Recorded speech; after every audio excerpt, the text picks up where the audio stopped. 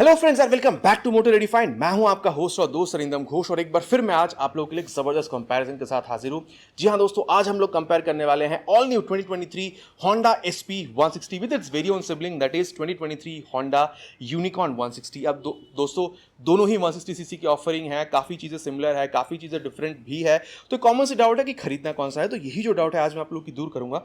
बताऊंगा कि यहाँ पर क्या चीजें सिमिलर है, क्या चीजें आपको डिफरेंट मिलेगी, कितना प्राइस पे करना होगा, फीचर माइलेज स्पेसिफिकेशन में दोनों में आप लोगों को क्या सिमिलर और चेंज देखने को मिलेगी, सब कुछ मैं आप लोगों को बताऊंगा ताकि वीडियो के एंड तक एक क्लियर आइडिया आप लोगों के पास आ जाए कि दोनों में से खरीदना आप लोगों के लिए कौन सा सही हो सकता है। और दोस्तों आगे बढ़ने से पहले very special thanks to leaders Honda for providing me these bikes ताकि कंपैरिजन में आप लोगों तक पहुंचा सकूं। अगर आप लोग वेस्ट बंगाल के हावड़ा, हुगली या कोलकाता में रहते हैं, कोई भी आप यहां पर होंडा की प्रोडक्ट खरीदना चाहते हैं, शोरूम का कॉन्टैक्ट बिल्कुल कर सकते हैं। डिटेल्स अभी आपको आपके स्क्रीन पर दिख गई होगी। तो चलिए दोस्तों शुरू करते हैं। सबसे पहले दोस्तों मैं आप लोगों को इन दोनों ही बाइक की जो कलर वेरिएंट्स उसके बारे में बताना चाहूंगा। अभी जो न्यूली लॉन्च हुई है Honda SP 160, यहां पर आप लोगों को टोटल 6 कलर वेरिएंट देखने को मिलता है। ये जो कलर आप लोग देख पा रहे हैं ये पर्ल स्पार्टन रेड है। बाकी 360 व्यू ऑफ दिस बाइक आप लोगों को throughout the walk around मिल जाएगा।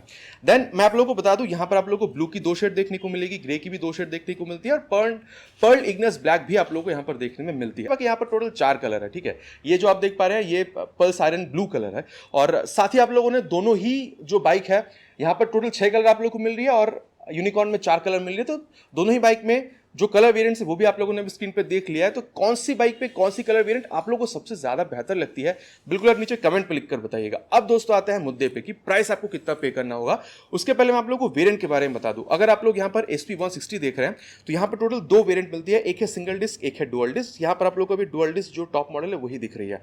और यहां पर अगर आप आते हैं यूनिकॉर्न में तो सिर्फ एक ही वेरिएंट आपको मिलती है। यहां पर अगर आप लोग सिंगल डिस्क वाली वेरिएंट पे आ रहे हैं तो इसका प्राइस बनता है करीबन 1,41,729 रुपीज। और वहीं अगर आप ये डुअल डिस्क में है जहां पर रियर और फ्रंट दोनों में आप लोग को डिस्क मिल रहे हैं, इसकी प्राइस करीबन 1,46,622 रुपीस बनते हैं। तो करीबन 5,500 रुपए तक का डिफरेंस है दोनों वेरिएंट में। वहीं अगर आप लोग यूनिकॉर्न में आ रहे हैं दोस्तों तो यहां पर प्राइस काफी कम है और वेरिएंट जैसे मैंने बताया एक ही है, रियर में ड्रम और सामने आपको डिस्क मिल रही है। यहां पर इसकी जो प्राइस बनती है करीबन 1,33,400 रुपीस तक की बनती है। तो आप कह सकते हैं कि अगर आप यूनिकॉर्न को इसकी बेस मॉडल से कंपेयर करते हैं तो करीबन 7 से 8 हजार, और वही अगर आप लोग इसके टॉप मॉडल से कंपेयर कर रहे हैं यूनिकॉर्न को तो करीबन आप 13 साढ़े 13,000 रुपए तक की जो डिफरेंस है वो प्राइस में आती है। अब ये जो प्राइस की डिफरेंस है ये कहां तक सही है, कितनी जस्टिफाइड है, उसके बारे में बात करते हैं। सबसे पहले फ्रंट जो व्यू है उसके बारे में बात करते हैं दोस्तों। यहां पर ना जब आप SP पे आ रहे हैं तो SP 125 की याद आपको काफी दिलाती है। यहां पर आप लोगों को LED मिल रही है और यहां पर हैलोजन। एक बार मैं आप लोगों को इसकी जो की है वो यहां पर दिखा दूं। बाकी दोनों बाइक में आप लोगों को करीबन सेम ही की देखने को मिलती है। आप देख सकते हैं होंडा की जो लोगों के साथ जो की आ रही है दोनों ही बाइक में करीबन सेम है। तो यहां पर आप जैसे ही ऑन कर रहे हैं फर्क यहां पर भी नहीं पड़ेगा, जैसे आप यहां पर ऑन करते हैं तो फर्क आपको यहां पर भी देखने को नहीं मिलेगी तब तक जब तक आप इसकी इग्निशन को ऑन नहीं करते हैं। जैसे आप इसकी इग्निशन को ऑन कर रहे हैं, कंप्लीट LED हेडलैम्प का जो सेटअप है वो आप देख सकते हैं, ब्रांडिंग भी यहाँ पर LED की गई है वो देखने में मिलती है। और यहाँ पर आप लोगों को कंप्लीट हैलोजन की जो सेटअप है वो आप लोगों को देखने में मिल जाएगी। और दोनों में ही सेम आप लोगों को ये जो हाई बीम लो बीम का सेटअप है वो भी यहाँ पर देखने में मिलेगा। और पास लाइट का जो स्विच है वो आप लोगों को कुछ इस तरीके से देखने में मिल जाएगी। अब अगर मैं आप लोगों को यहाँ पर यूनिकॉर्न का बताऊं तो यहाँ पर भी आप देख सकते हैं ये हाई बीम लो बीम जो है आप ऑपरेट कर पाएंगे। और साथ ही यहाँ पर अगर आप पास लाइट का स्विच देख रहे हैं तो वो भी आप कुछ इस तरीके से ऑपरेट कर सकते हैं। चलिए इसको कर देते हैं बंद। और अब अगर मैं आप लोगों को दोस्तों इसकी और भी सारी चीजों के बारे में बताऊं जो कि फ्रंट व्यू में आ रही है तो मडगार्ड आप देखिए दोनों में ही आप लोगों को यहाँ पर फाइबर की तगड़ी मिलती है, लेकिन मडगार्ड की जो शेप है उसमें डिफरेंस है, ये थोड़ी पतली लगेगी, ये थोड़ी आपको चौड़ी लगेगी। अब टायर में आते हैं दोस्तों, भले ही दोनों के पास सेम सेक्शन की टायर है, दोनों में ही आप लोगों को 80/100 सेक्शन की जो टायर है वो आप लोगों को देखने में मिल रही है। लेकिन अगर आप लोग यहाँ पर SP में आ रहे हैं दोस्तों तो यहाँ पर आप लोगों को ये 17 इंच की अलॉय व्हील मिल रही है। और अगर आप यहाँ पर यूनिकॉर्न में जा रहे हैं तो 18 इंच की मिलती है। तो ओवरऑल वो थोड़ी सी बड़ी लगती है देखने में।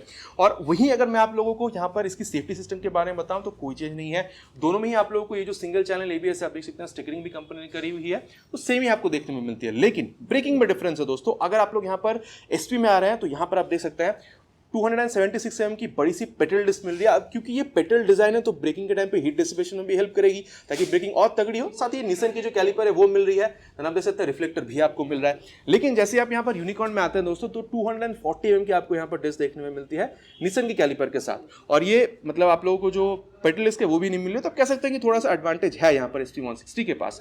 और अगर आप सस्पेंशन देख रहे हैं दोनों में बिल्कुल सेम है, कोई चेंज नहीं है, दोनों में आप लोग को यहाँ पर टेलीस्कोपिक फोक मिल रही है। अब दोस्तों हार्ट ऑफ द बाइक अगर देखा जाए तो दोनों में ही बिल्कुल सेम है। साथ ही आप देख सकते हैं किक स्टार्ट जो है वो भी सेम है, बस वहां पर क्रोम एलिमेंट है और यहां पर आप देख सकते हैं ये ब्लैक पेंटेड है।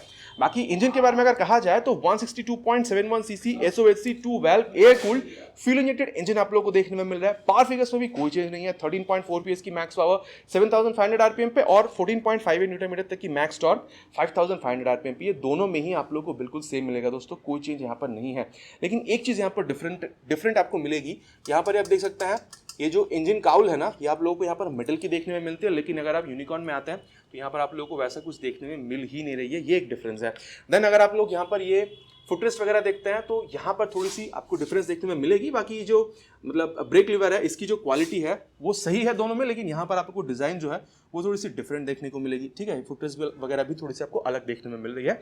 अब दोस्तों अगर आप यहाँ पर ये देख रहे हैं मतलब एग्जॉस्ट, तो आप देख सकते हैं दोनों में ही आप लोगों को करीबन सेम ही देखने में मिलेगी। बस यहाँ पर आप देख सकते हैं यहाँ पर आपको 3 होल्स देखने में मिल रही है, यहाँ पर आपको थोड़ी सी बड़ी और 2 होल्स देखने में मिल रहा है। बाकी वहाँ पर वो क्रोम एलिमेंट नहीं है, यहाँ पर क्रोम एलिमेंट है और दोनों में आप लोगों को मेटल की दी गई है। मैं मफलर गार्ड की बात कर रहा हूँ। अब दोस्तों यहाँ पर ये 160 का जो एग्जॉस्ट साउंड है ना, वो सबसे पहले मैं आप लोगों को यहाँ पर सुनाना चाहूँगा।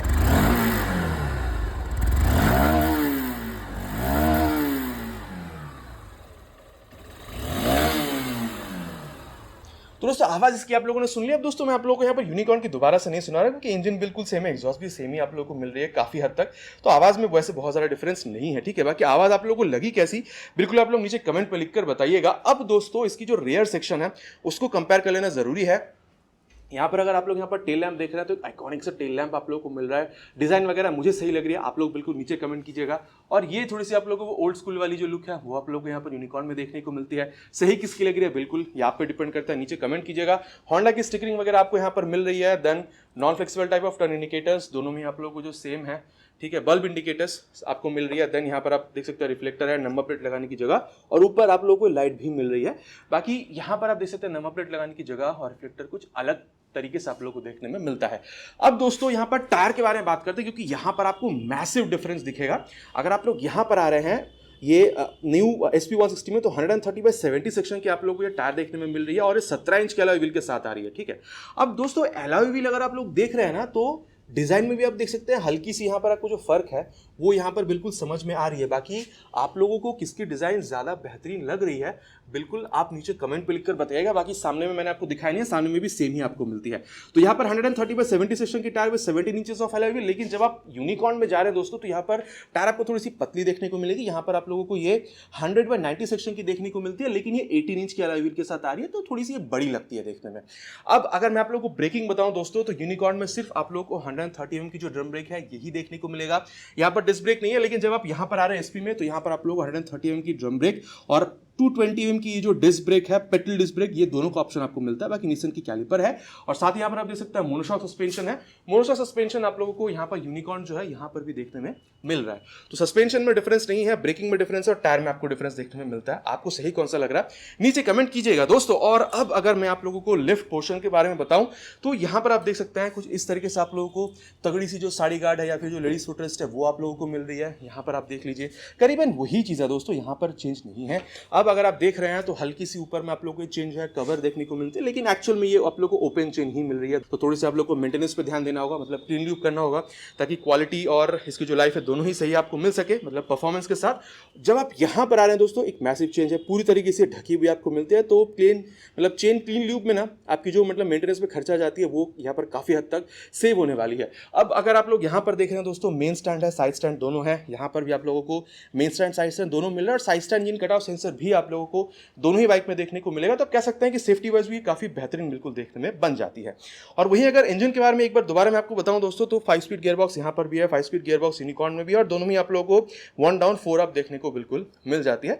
यहाँ पर कोई डिफरेंस नहीं है। अब दोस्तों दोनों की अगर क्वालिटी के बारे में बात करी जाए तो यहाँ पर आप देख सकते हैं ये आप लोगों को फाइबर की मिल रही है, क्वालिटी आप लोगों को काफी तगड़ी मिल रही है। होंडा की जो लोगो है और ये मतलब आप देख सकते हैं ग्राफिक्स वगैरह कुछ इस तरीके से मिल रही है और लेफ्ट राइट में दोनों ही सेम है दोस्तों। एक साइड में अगर देखा जाए तो दोनों ही साइड में कवर हो जाती है वो। यहाँ पर भी आप देख सकते हैं कुछ स्पार्कलिंग टाइप की आप लोगों को ये देखने में मिलती है। SP का जो लोगो है वो यहाँ पर आ रहा है। देन कुछ इस तरीके से ही है जो देख सकते हैं कुछ इस तरीके से आ रही है, ठीक है, और ये 160 का लोगो यहाँ पर मिल रहा है। लेकिन जब आप यहाँ पर आ रहे हैं दोस्तों यूनिकॉर्न में, तो यहाँ पर पूरी तरीके से डिफरेंट है, आप देख सकते हैं। यहाँ पर भी आप लोगों को जो क्वालिटी है सही मिल रही है, मोनो सस्पेंशन लिखी हुई है, क्रोम एलिमेंट का इस्तेमाल है, और ये आप लोगों को मेटल की देखने में मिलती है। बाकी यहाँ पर आप लोगों को फाइबर की मिल रही थी, लेकिन दोस्तों एक बात है, अंदर जहाँ पर एक्चुअल में पेट्रोल स्टोर होती है, यहाँ पर भी आप लोगों को वो मेटल की ही देखने में मिलती है, ठीक है, बस ऊपर की कवरिंग आपको फाइबर की मिलती है।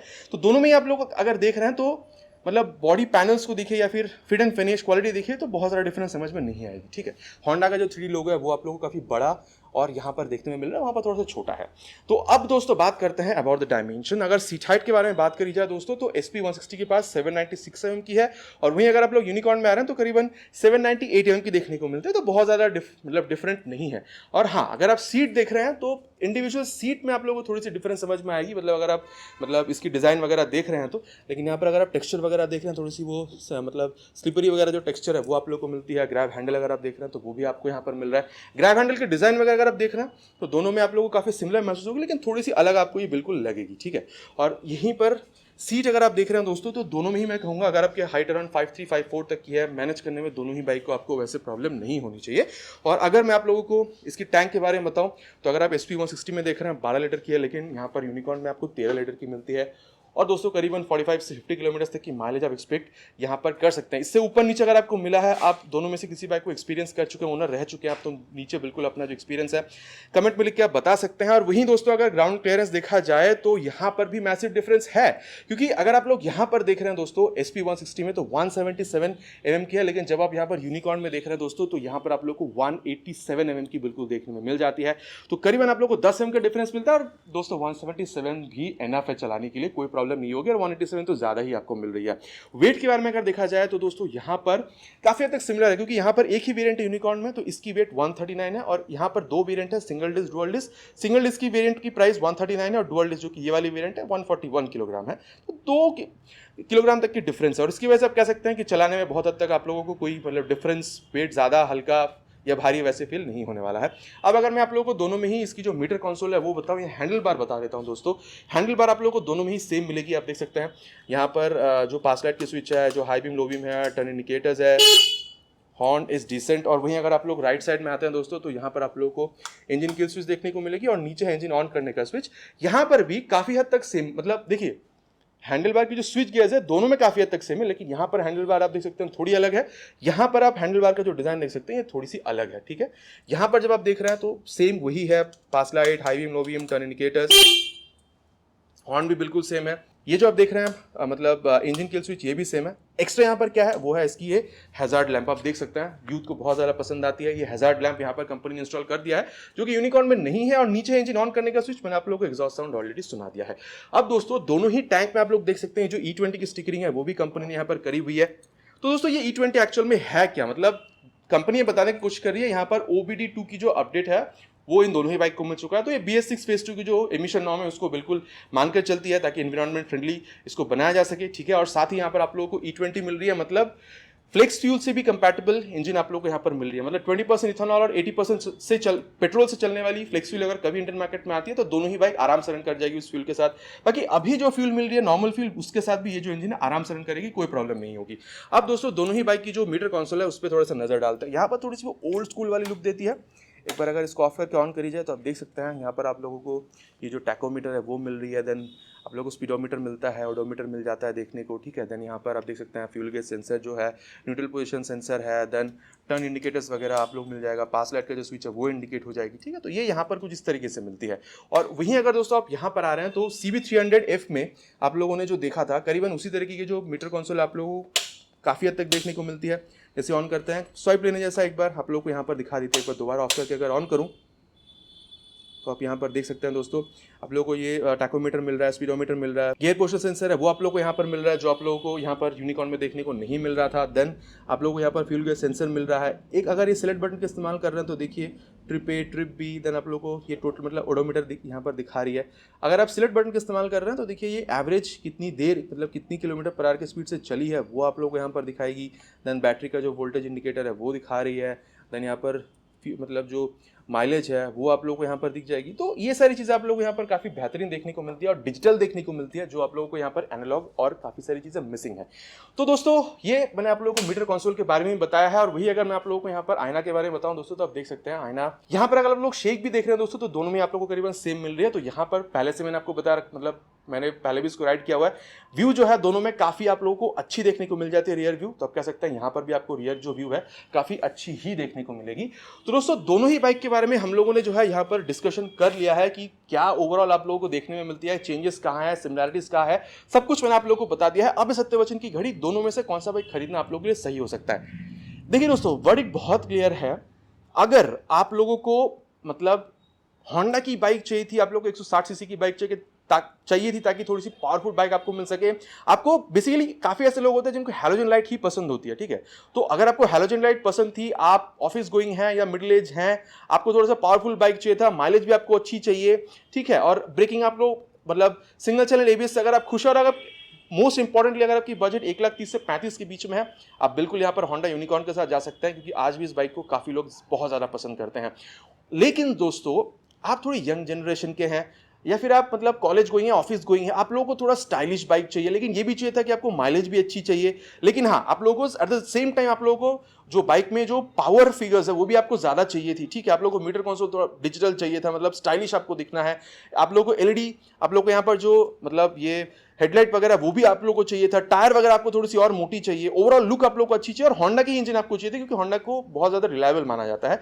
तो मेरे ख्याल से अगर आपकी बजट आपको, अगर आप कह सकते हैं कि 1,40,000 से 50 के बीच में अलाउ करती है, तो मेरे ख्याल से ये जो बाइक है ना, ऑल न्यू 2023 होंडा SV 160, आप ये बाइक बिल्कुल खरीद सकते हैं। तो दोस्तों ये था मेरा verdict about the comparison between these two bikes. बाकी आप लोग बिल्कुल बताइएगा दोनों में से आप लोगों को ज्यादा सही कौन सी लग रही है, और आप लोग खरीदना किसको ज्यादा पसंद करेंगे। आशा करता हूं दोस्तों वीडियो आप लोगों को पसंद आई होगी। बहुत जल्द मिलेंगे एक नए वीडियो में इसी तरीके की एक नए और इंटरेस्टिंग बाइक के साथ। Till then ride safe and जय हिंद।